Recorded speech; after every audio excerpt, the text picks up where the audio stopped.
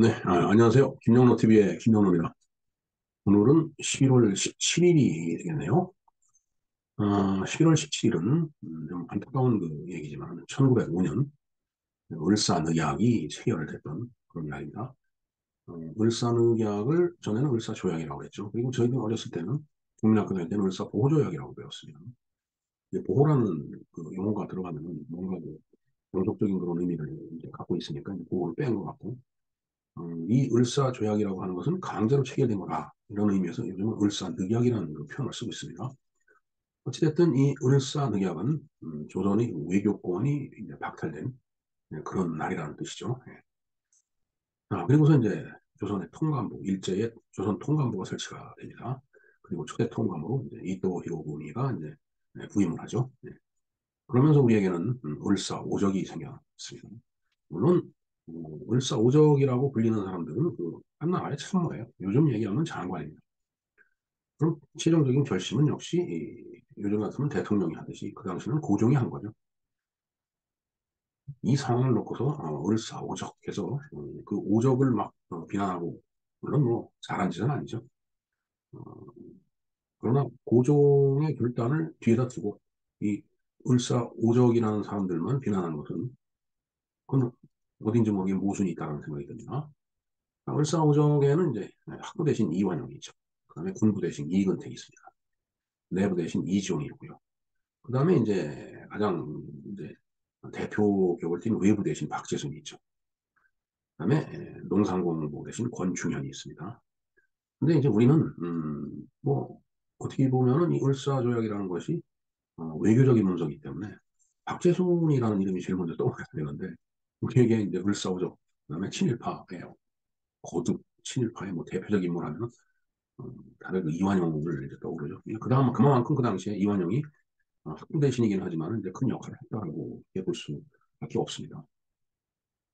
자, 이렇게 이제 을사조약이 체결이 되고 나면은 한 보름 정도 후에 정확하게 13일 후에 바로 11월 30일 날 민영환이 자결합니다. 이 을사조약에 이제 항거하기 위해서 그런가는 하루 뒤인 12월 1일 날 조병세가 또 자결합니다. 그래서 이런 그 우국지사를 생각하면 사실 이 박재순, 이완용을 비롯한 을사오적들은 뭐 비난받아 마땅한 거고, 그다음에 그렇게 그 대항하지 못하고 그래서 자기는 참으로서 행정적인 처리를 했다라고 얘기하기에는 비난받을 구석이 그냥 크다라고 볼 수 있겠죠. 자, 어찌됐든 어, 좀 만국조선으로 이제 가는 길이 열린 겁니다. 참 생각해 보면은 안타까운 일이죠.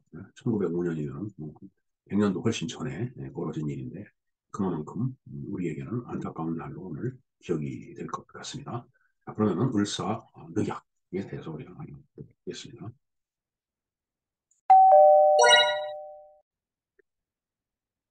네, 을사조약에 대해서 알아보도록 하겠습니다. 자, 을사조약. 을사조약은 을사년에 조약을 맺었다라는 그런 뜻이죠. 어, 저 당시 을사년이 이제 몇 년도냐면 서기로 1905년이 되겠습니다. 11월 17일 바로 오늘이죠. 을사조약은 일제가 조선이 외교권을 박탈하기 위해 강제로 체결한 조약이다. 자, 이 강제로 체결했다라고 해서 여기 이제 을사늑약이라고 이제 불립니다. 뭐 어떤 경우는 강제로 한 거나 뭐 마찬가지죠. 네. 두 번째 보면은 조선의 외부 대신 박재순과 외부라는 게 이제 지금의 외무부 장관이라고 보면 되겠죠. 박재순과 일제히 하야시 곤스케 주한 공사에 의해서 체결이 되었다. 1905년이니까 을사조약이 성립이 되면서부터 조선 통감부가 설치가 되는 거죠. 그래서 초대 통감이 이토 히로부미라고 그랬죠. 예. 그 10월 26일 날 안중근 의사의 그 어, 총탄에 이제 맞아서 이토 히로부미가 죽었는데 그날이 또 공교롭게 박정희 대통령도 이제 김재규 총탄회에서 서거한 날이라서 그 두 인물을 비교를 해서 지난 10월 26일 날 한번 방송을 해드린 적이 있었습니다. 자, 을사늑약으로도 불린다. 이 늑자는 강제로 한다. 그런 뜻이 되겠습니다. 그래서 을사늑약. 지금은 을사조약이라고 하죠. 저희들이 이 국민학교를 다닐 때, 이 을사조약은 을사보호조약이라고 이제 배웠습니다. 아마 그 보호자라고 하는 것이 일본 측에서 바라봐 봤을 때 조선을 보호하기 위한 조약이다. 이제 이런 개념으로 그때 이제 을사보호조약이라고 했던 것 같아요. 그래서 사실 뭐 별 뜻 없이 을사보호조약이라고 쭉 써오다가 이제 어느 때부터가 을사조약으로 바뀌었어요. 근데 그 을사조약이 이제 최근에는 을사늑약으로 이제 불리는 걸로 저는 파악을 하고 있습니다. 자, 을사조약. 이게 을사조약 뭐 이 문서죠. 이게 1905년에 이제 그 체결이 된 조약인데 한번 그 내용 한번 볼까요?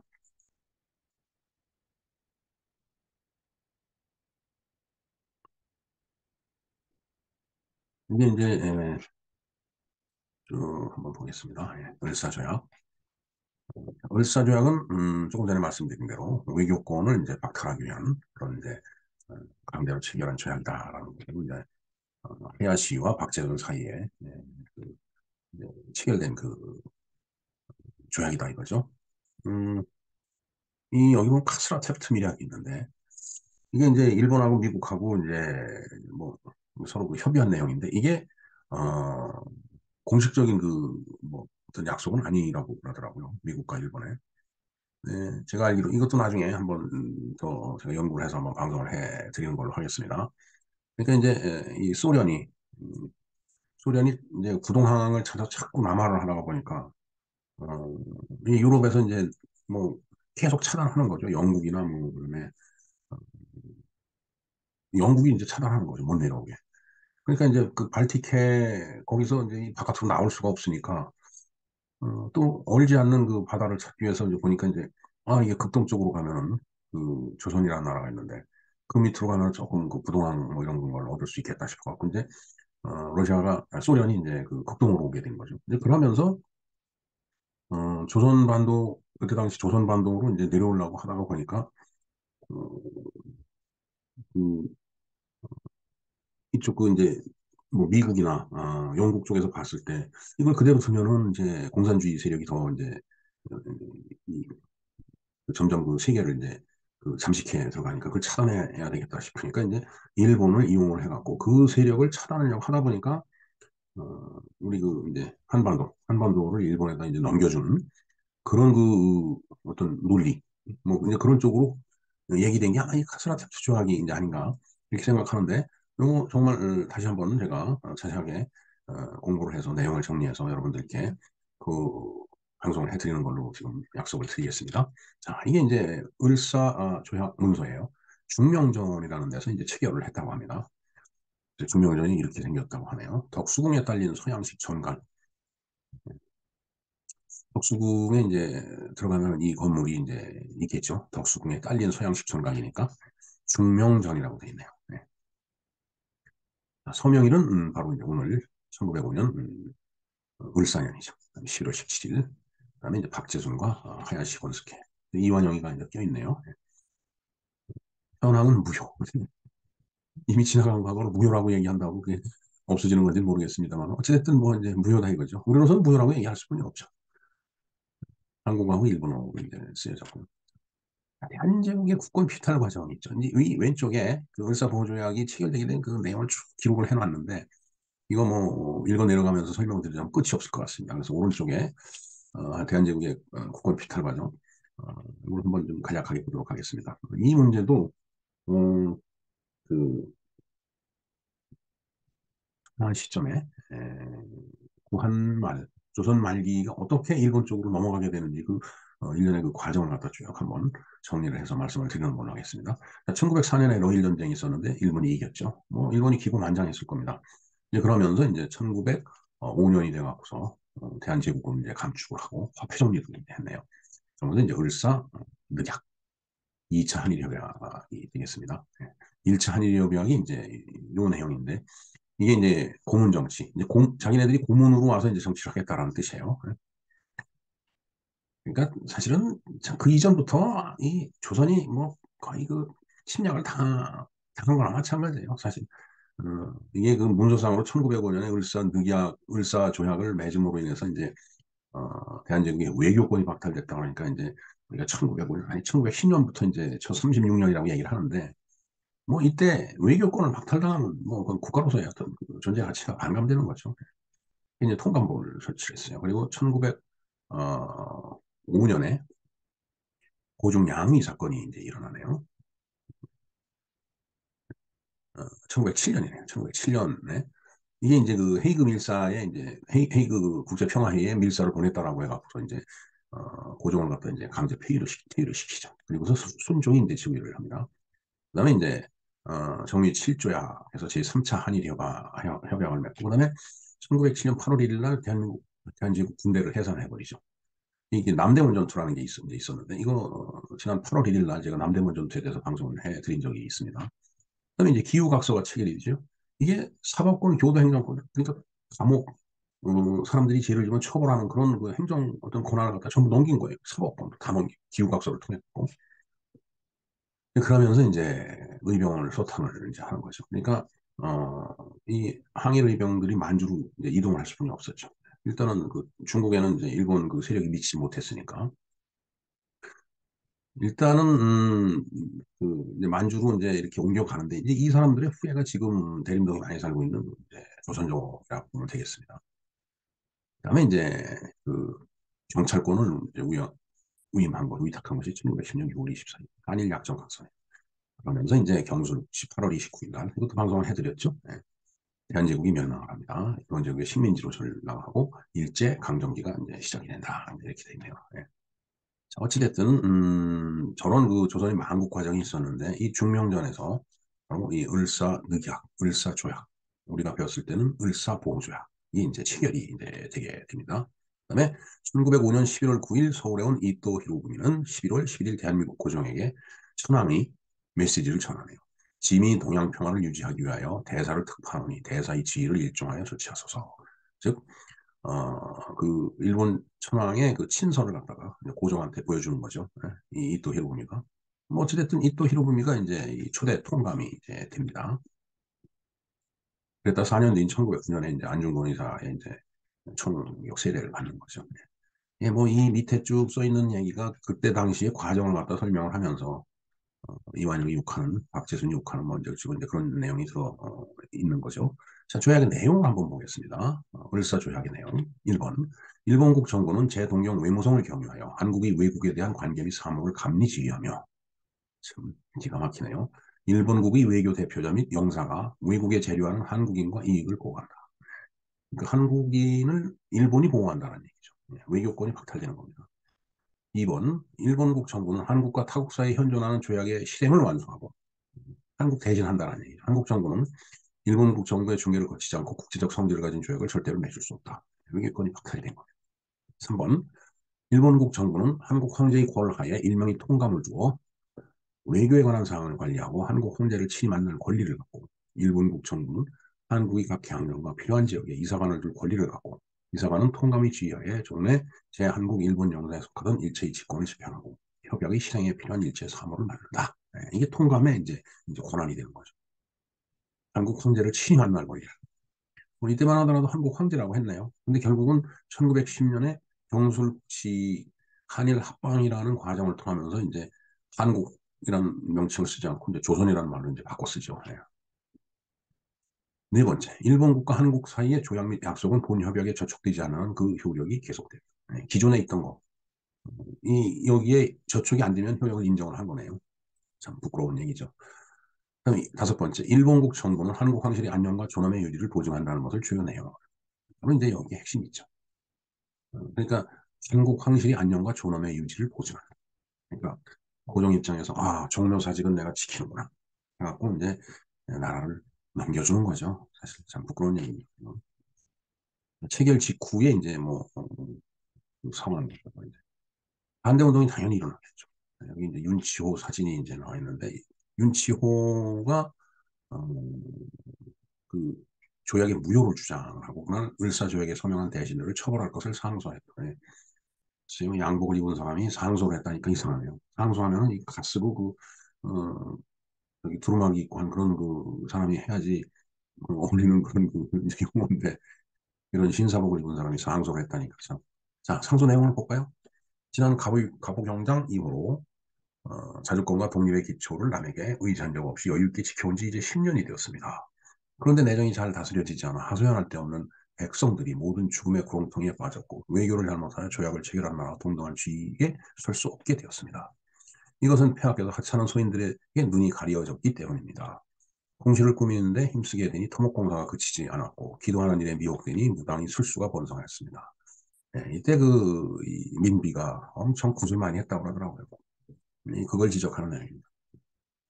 충실하고 어진 사람들이 벼슬을 내놓고 물러나니 예, 지금도 그렇죠. 세상이 안아주지 않으면 세상이 내가 생각한 대로 가지 않아왔고 야 이거 틀렸다라고 얘기하는데 쳐다도 안 보고 그러면은 하고 싶겠어요. 그러니까 벼슬을 내놓고 물러난다. 그런 얘기가 되겠습니다. 아첨하는 무리들이 염치 없이 조정에 가득 찼고 안신이 그냥 득실득실하는 거죠. 상하가 이성만을 추구하니 가렴주고 하는 무리들이 만족할 줄을 모른 채 고울에 널렸습니다. 예, 참 가렴주구죠. 예. 가렴주고 하는 무리가 누구예요? 그냥 일반 백성이에요. 가진 것 없고 그냥 헐벗고 굶주린 백성이 고울에 널렸다. 개인 창고는 차고 넘치는데 국고는 고갈이 되었으며 악화가 함부로 주저되어 민생은 도탄에 빠졌습니다. 이 악화 이게 민비가 그때 막 돈을 찍어냈다고 그러더라고요. 그리고 이제 그걸 황실을 위해서 쓴 거예요. 그러니까 이게 악화가죠, 그게. 그런 식으로 찍어내면 게 인플레이션이 일어날 거 아니에요, 진짜. 응? 돈의 값어치는 떨어지는데 계속 찍어내면서 그냥 돈을 써대니까. 그러니까 이제 일반 백성들은 저 악화, 농전이죠. 그거를 그냥 지게로 하나씩 들고 가야지 겨우 뭐 쌀을 한 대박 사오고 갈 수 있는 그런 상황이 이제 전개가 되는 겁니다. 그리하여 두 이웃 나라가 전쟁을 일으키고 우리나라의 물자를 잘해하니 온 나라가 입은 피해는 실로 우리 탓이었습니다. 심지어 최근 새 조약을 강제로 청한 데 대하여 벼슬자리를 잃을까 걱정하는 무리들이 끝끝내 거절하지 않고 머리를 곱실거리며 따랐기 때문에 조정과 제야의 울분이 끓고 상소들을 올려 누누이 호소하게 되었습니다. 이거 어디서 본 듯한 그런 만화 같아요. 요즘 세상이 그렇죠. 틀린 걸 틀린다라고 말을 못하고 틀린 거 뻔히 눈에 보이는데도 불구하고 직장이 떨어질까 봐 혹시 나중에 연금을 못 받을까 봐 그냥 비굴하게 붙어갖고 뭐 그런 사람들 많습니다. 지금 주변에. 하나로 일치된 충성심과 애국심은 어두운 거리에 빛나는 해와 별과 같고 홍수에 버티는 돌기둥 같다고 할 것입니다. 충성심이 애국심이 그렇다는 얘기죠. 지난날의 조약을 도로 회수해 버릴 방도가 있다면 누가 죽기를 맹세하고 다투어 나가지 않겠습니까마는 지금의 내정과 지금의 외교를 보면 어찌 상심해서 통곡하지 않을 수가 있겠습니까? 만일 지금이라도 든든히 가다듬고 실심으로 개혁하지 않는다면 종묘사직과 백성들은 필경 오늘날의 위태로운 정도에 그치지 않을 것입니다. 종묘사직은 지켰잖아요. 황실을 보장해 준다고 했습니다. 국립의 길은 자강에 있고 자강의 길은 내정을 닫고 외교를 믿었게 하는 데 있습니다. 오늘날 급선무는 이를 그르친 무리들을 내쫓음으로 민심을 위로하고 공명정대한 사람들을 조정에 불러들여 빨리 치안을 도모하여 토목공사를 정지하고 간산 무당들을 내쫓으며 공방의 사제 축적을 엄하게 징계하고 공인들이 청탁으로 벼슬길에 나서게 되는 일이 없게 할 것입니다. 이거 뭐 조금 전에 설명드린 그 내용입니다. 자강의 방도와 독립의 기초가 여기에 연연하지 않은 것이 없으니 삼가 바라건대 폐하께서는 힘쓰고 힘쓰소서. 이 폐하가 참 아무런 어, 방책도 없이 나라를 넘겨주는데 거기다 대고 참 힘써달라고 했습니다. 참 이게 왕정 정치의 폐단인지도 몰라요. 그걸 견제하는 견제 수단이 없으니까 그냥 폐하의 처분만 기다리는 거죠. 조선왕조실록 고종실록 대원 광무 9년 양력 12월 1일 1일자 다섯 번째 기사. 예, 이게 조선왕조실록에 이제 실려 있는 그런 내용이 되겠습니다. 고종의 무효선언 해놓고 무효선언하면 뭐 의미가 있는지 모르겠습니다. 네. 좀 전에 읽어드린 내용이죠. 네. 다시 이제 원위치로 들어가겠습니다. 자, 이렇게 을사조약이 이제 강제로 체결이 이제 된 날이 바로 1905년 11월 17일이 되겠습니다. 네, 뭐 빨간 글씨로 써놓겠습니다. 골목 싸움을 해도 힘이 센 놈이 이기는 법이죠. 하물며 국제정치에도 따라서 우리가 힘을 길러야 되는 거예요. 만일 그런 힘이 없으면 힘 있는 나라와 동맹을 맺어야 된다. 그래서 바로 한미 상위 방위 조약 이런 것이 이제 맺어진 겁니다. 1953년에. 근데 공교롭게도 한미 상호 방위 조약이 체결된 게 내일이에요. 11월 18일. 이 내용에 대해서 내일 말씀드리는 것으로 이제 하겠습니다. 예, 자, 그러면서 오늘은 순국 소년의 날이면서 세계 학생의 날이 되겠습니다. 방송번호 39번 이것으로 어, 지난해 2021년 11월 17일 날 방송을 해드린 적이 있습니다. 이 부분에 대해서 이 영상을 좀 참조를 해 주셨으면 합니다. 예, 이렇게 을사조약에 대해서 한번 알아봤습니다.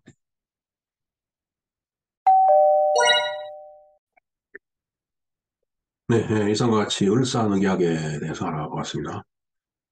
솔직한 심정이 이해돼서 더 말을 하고 싶지가 않네요. 말하는 것 자체가 즐겁지가 않습니다.